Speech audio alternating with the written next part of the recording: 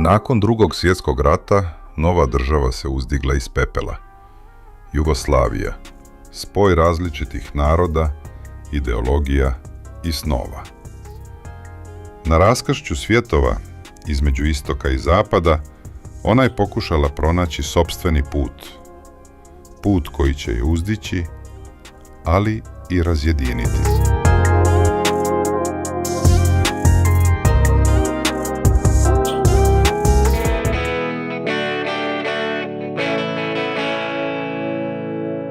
Poslije Drugog svjetskog rata Jugoslavija je bila čvrsto vezana za Sovjetski savez, slijedeći Staljinov model socijalizma.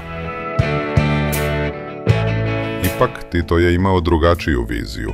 Želio je nezavisnost u vođenju države i partije. Sukobi su počeli kada je Jugoslavija odbila sovjetske direktive o ekonomiji i vojsci.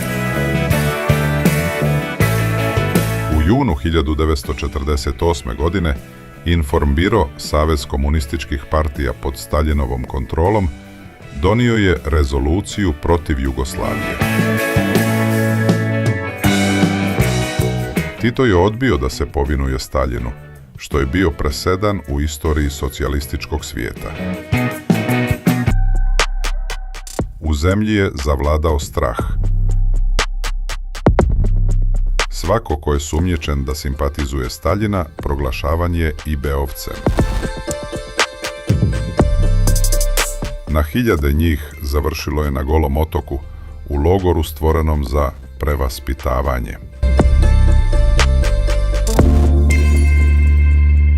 Uprkos represiji, Jugoslavija je preživjela izolaciju i okrenula se zapadu u potrazi za pomoći. Ova kriza označila je rađanje jugoslovenskog puta, samoupravnog socijalizma i nezavisne spoljne politike. Sukob sa Staljinom učinio je Tita svjetskim liderom. Čovjekom koji je uspio da prkosi Sovjetskom savezu i preživi. Između svjetskih sila i unutrašnjih podjela, Jugoslavija je ostala simbol jedne hrabre ideje.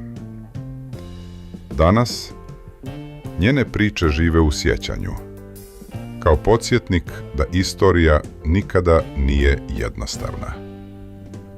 Ovo je bila Jugoslavija između istoka i zapada.